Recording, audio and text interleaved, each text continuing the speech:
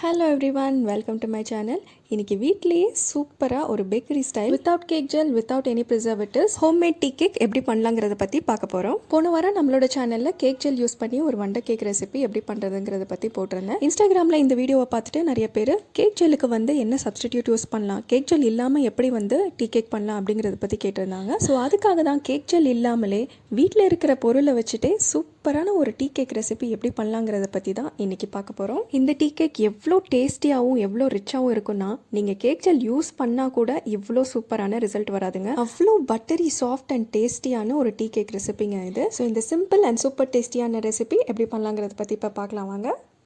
First ஒரு பவுலில் 2 cups R 240 grams of மைதா எடுத்துக்கோங்க. கப் மெஷர்மெண்ட்டை விட வெயிங் ஸ்கேலில் வச்சு நம்ம வெயிட் பண்ணுற இன்க்ரீடியன்ஸ் ரொம்பவே அக்யூரேட்டாக இருக்குங்க. ஸ்டில் உங்ககிட்ட ஒரு வேளை வெயிங் ஸ்கேல் இல்லைன்னா நீங்கள் கப்பே யூஸ் பண்ணிக்கலாம்.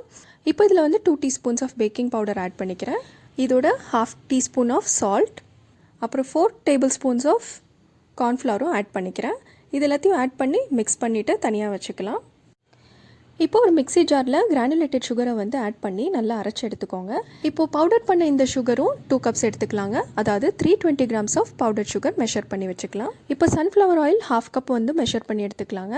அதாவது 104 grams ஆஃப் சன்ஃப்ளவர் ஆயில்.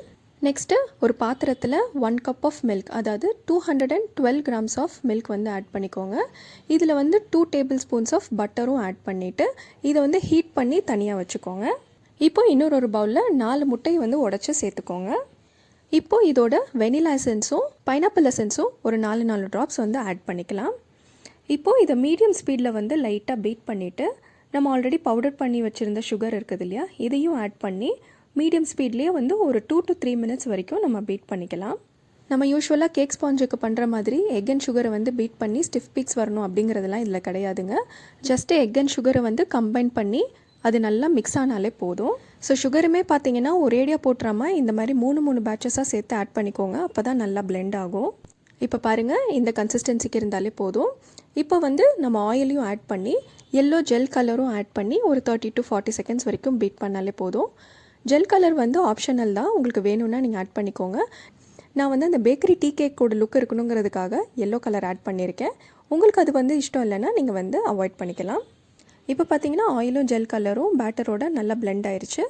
இப்போ பீட்டரை ஸ்டாப் பண்ணி எடுத்து வச்சுட்டு நம்ம வச்சுருக்கிற ட்ரை இன்க்ரீடியன்ஸ் எல்லாத்தையும் கொஞ்சம் கொஞ்சமாக ஆட் பண்ணி ஹேண்ட் விஸ்கர் வச்சு இது ரெண்டையும் அப்படியே ஜென்டலாக ஃபோல்ட் பண்ணி மிக்ஸ் பண்ணிகிட்டே வரலாம்.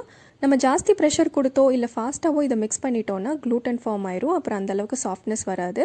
ஸோ அதனால தான் நம்ம பீட்டர் யூஸ் பண்ணாமல் ஹேண்ட் விஸ்கர் வச்சு ஜென்டலாக நம்ம மிக்ஸ் பண்ணிக்கிட்டே வரோம். நீங்களுமே இதே இன்க்ரீடியன்ஸ் மெஷர்மெண்ட் அண்ட் டெக்னிக் எல்லாத்தையும் ஃபாலோ பண்ணி செஞ்சு பாருங்கள். அதுக்கப்புறம் நீங்கள் பேக்கரிலேயோ இல்லை ஸ்டோர்லேயோ போயிட்டு இதை வாங்கணும்னு நினைக்கவே மாட்டீங்க. ஏன்னா வீட்லேயே அவ்வளோ சூப்பரான டேஸ்ட்டில் இந்த கேக் உங்களுக்கு ரெடி ஆகுங்க.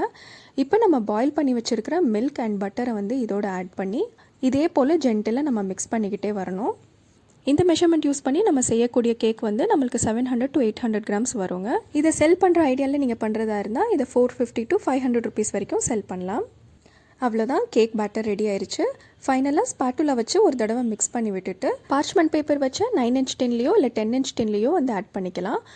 நான் இன்றைக்கி ஒரு 8-inch ஸ்கொயர் டின்லேயும் 8/3 inches பிரெட் டின்லேயும் இதை ஆட் பண்ணிக்கிறேன். இப்போ இதை கன்வெக்ஷன் மோடில் 180 degreesக்கு ப்ரீ ஹீட் ஆன அவனில் அதே 180 degreesக்கு 30 minutesக்கு பேக் பண்ணி எடுத்தோன்னா இது மாதிரி சூப்பராக கேக் பேக் ஆகிடுங்க. பார்த்தீங்களா, பார்க்குறதுக்கே எவ்வளோ சூப்பர் அண்ட் டேஸ்டியாக இருக்குல்ல. ஸ்மெல்லும் அப்படியே வீடே சும்மா கம்மன்னு தூக்குதுங்க. அவ்வளோ சூப்பராக இருக்குது. இப்போ இதை நல்லா ஆற விட்டுட்டு நம்ம டின்லேருந்து டீமோல்ட் பண்ணிக்கலாம். இந்த ரெசிபி நான் ஏற்கனவே சொன்ன மாதிரி வீட்டில் இருக்கிற பொருளை வச்சே ரொம்ப ஈஸியாக பண்ணலாங்க. என்னதான் நம்ம பட்டர் ஜாஸ்தியாக யூஸ் பண்ணலனா கூட இது ரொம்பவே பட்டரி சாஃப்டாகவும் ரிச்சாகவும் இருக்குங்க. அண்ட் பட்டர் ஜாஸ்தியாக இதுக்கு தேவைப்படாததுனால இதை செல் பண்ணுற பர்பஸில் நீங்கள் பண்ணுறதா இருந்தால் கூட இந்த ப்ராடக்ட் உங்களுக்கு ரொம்பவே லாபகரமாக இருக்கும். அண்ட் கேக் ஜெல் மாதிரி ரெடிலி அவைலபிளாக இல்லாத ஒரு ப்ராடக்ட்டை ஹாட் மில்க் அண்ட் பட்டர் மாதிரி ஈஸிலி அவைலபிளான ஒரு ப்ராடக்ட்டை வச்சு நம்ம ரீப்ளேஸ் பண்ணுறதுனால இது வீட்லேயும் செய்கிறதுக்கு ரொம்பவே ஈஸியாக இருக்கும். பார்த்தீங்களா, எவ்வளோ பட்டரி சாஃப்டாகவும் சூப்பர் ஸ்பாஞ்சியாகவும் இருக்குன்னு. கண்டிப்பாக நீங்களும் வீட்டில் இதே போல் ட்ரை பண்ணி பாருங்கள். நிச்சயமாக உங்களுக்கும் சூப்பரான ஒரு ரிசல்ட் கிடைக்குங்க. அண்ட் போனஸாக உங்களுக்கு இன்னொரு டிப் கொடுக்கணுன்னா, இந்த கேக்கை செஞ்ச அன்னைக்கே சாப்பிட்றத விட இதை ஒரு ஏர்டைட்டான பாக்ஸில் வச்சுட்டு அடுத்த நாள் சாப்பிட்டா இன்னும் சூப்பர் டேஸ்டியாக இருக்குங்க. ஸோ கண்டிப்பாக நீங்களும் இந்த ரெசிபியை ட்ரை பண்ணி பார்த்துட்டு எப்படி இருந்ததுங்கிறத கமெண்ட் பண்ணுங்கள். இந்த ரெசிபி பிடிச்சிருந்தா மறக்காமல் லைக் பண்ணுங்கள், கமெண்ட் பண்ணுங்கள், ஷேர் பண்ணுங்கள். இது வரைக்கும் நம்ம சேனலை சப்ஸ்கிரைப் பண்ணாமல் இருந்தால் கண்டிப்பாக சப்ஸ்கிரைப் பண்ணிக்கோங்க. இதே போல் இன்னொரு சூப்பரான ரெசிபி வீடியோட உங்களை சந்திக்கிறேன் friends. Until then bye bye.